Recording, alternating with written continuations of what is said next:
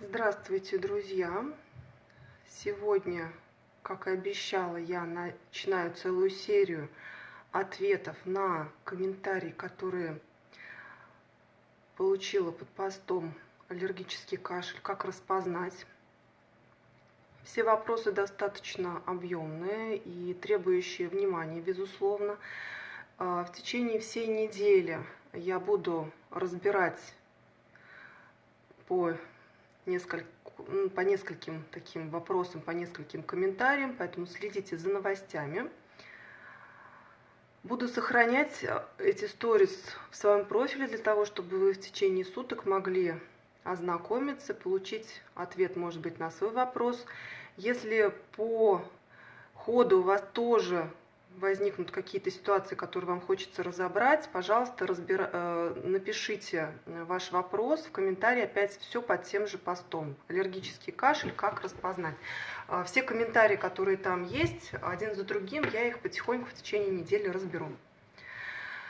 Так, и первый комментарий. Здравствуйте, нам назначили месяц назад Синглон 4 месяца пить и Назанекс в нос 3 месяца. Кашель был просто ужасный. Начали лечение, и кашель практически сразу прошел. Сегодня назначили сдать анализ на пыль и полевого клеща. Не пойму, почему именно на него. И вообще непонятно, на какие аллергены и каким именно методом лучше сдать. Ребенок 100% чешется на сладости, красные зимние яблоки. Ребенку 4,5 года. За эти годы 3 раза был обструктивный бронхит, и еще непонятно, сколько времени нужно пить эти препараты и для чего так долго. Снимают ли они только симптомы или лечат и помогают справиться с аллергией? И про пыль с клещом. Неужели ребенка можно оградить от этого? Пыль же везде нас окружает. Понимаю, что вопросов много, в голове какая-то каша. Если не затруднит, ответьте, пожалуйста. Тема актуальна, думаю, для многих. Да, на самом деле в голове каша. Вот. И, видимо, нет до конца понимания сути проблемы. Возможно, не хватило времени, для того, чтобы обсудить это все с лечащим врачом на приеме. Я понимаю эту ситуацию, потому что на приеме, как правило, отводится 15-20 минут на каждого пациента.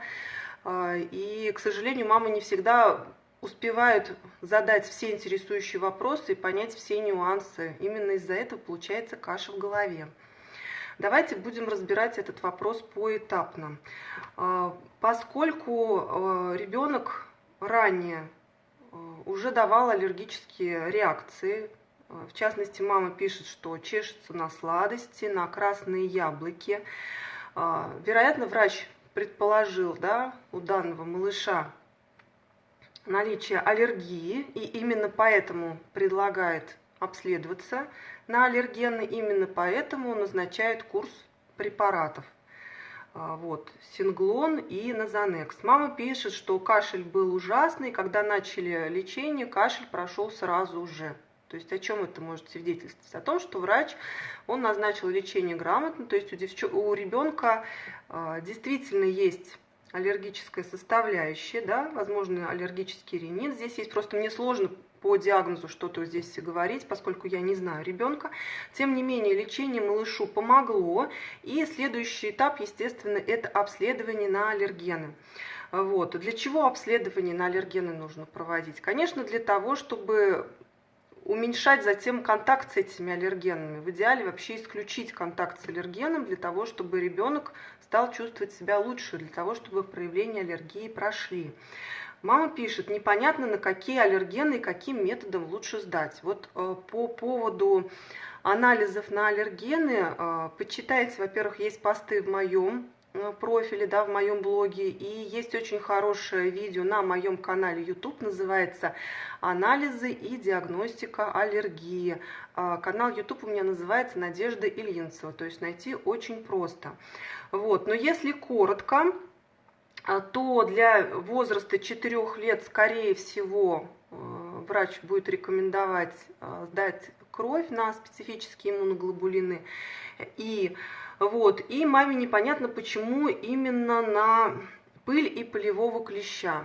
Ну, вероятно, доктор предполагает наличие у ребенка бытовой аллергии, ведь ребенок страдает признаками вот, аллергического кашля, я так понимаю, да, был ужасный кашель и перенес бронхообструктивный синдром, то есть именно дыхательные аллергены в данной ситуации мы должны исключить в первую очередь, подумать в первую очередь о них, потому что все-таки пищевая аллергия классически она проявляется симптомами со стороны желудочно-кишечного тракта и кожи, а дыхательная аллергия, кашель, насморк, аденоиды – это больше, так скажем, за это ответственны ингаляционные аллергены. Вот именно поэтому здесь такой подход для диагностики. Непонятно, сколько времени нужно пить эти препараты и для чего так долго, и снимают ли они только симптомы или лечат, помогают справиться с аллергией. Здесь вопрос стоит о так называемом базисном лечении. То есть, когда ребенок с аллергией попадает на прием к врачу, то сама терапия, она будет складываться из нескольких этапов. Во-первых, это поиск причинного аллергена и его устранение. То есть, если есть причинный аллерген, который будет постоянно контактировать с организмом малыша, сколько бы мы не назначали лекарств ребенку, вот этот вот процесс, да, аллергический маховик, да, который в организме иммунной системы раскручивает, он будет продолжать набирать обороты, так скажем, и мы будем получать только временное улучшение от различных лекарств, и при этом не избавимся, не излечимся от аллергии. Поэтому первый этап – это поиск причинного аллергена, обязательно его устранение. Вот по поводу того, что пылевой аллерген, пылевые клещи, они присутствуют везде, согласна, это так и есть. Тем не менее, тонкости, нюансы создания гипоаллергенного быта, они безусловно существуют. Их просто тоже нужно знать, нужно разбирать. Вот. Следующий момент. Препараты, которые помогают экстренно, то есть если ребенок уже, так скажем, болеет, да, мы не можем оставить его вот со всеми этими симптомами один на один, мы должны ему помочь. Это группа препаратов, их можно расценить как препараты скорой помощи. Вот. И далее врач будет задумываться о базисном лечении, о том, как предупредить дальнейшее обострение. Все это действует вкупе, в комплексе. Вот. Старше 5 лет ребенок, особенно если у него действительно подтверждена документально аллергия, в том числе на домашнюю пыль, пылевого клеща, обязательно здесь нужно подумать о таком методе лечения аллергии, как аллерген-специфическая иммунотерапия. Тоже очень много об этом методе я писала.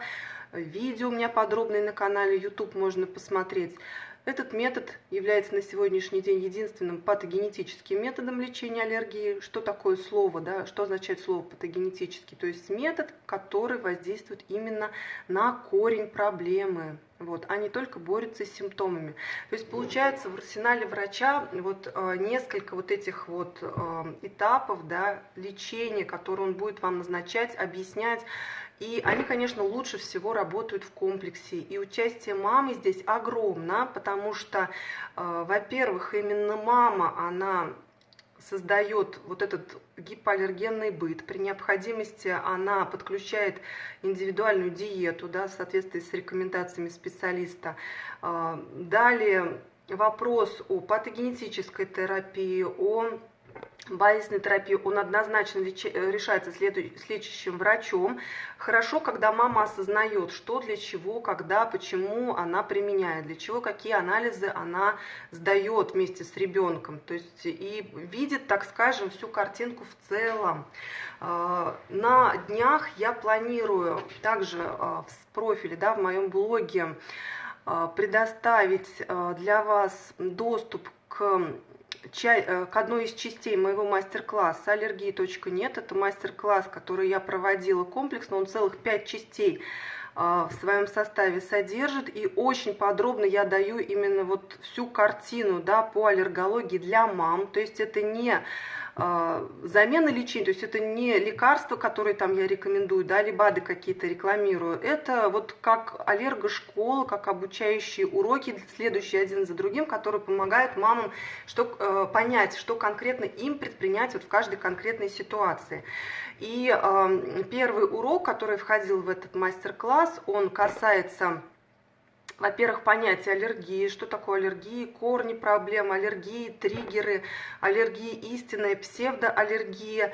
И, что немаловажно, это анализы. Вот как раз по анализам огромное количество вопросов я постоянно получаю. В этой первой части как раз рассмотрены анализы, которые стоит сдавать, в каком возрасте, и разрекламированные методы диагностики аллергии, которые не работают, на которые нет смысла тратить деньги и свое время. Вот эту первую часть с таким вот объемным материалом я планирую предоставить в подарок всем моим подписчикам. Будет доступ к этой части ограниченное время.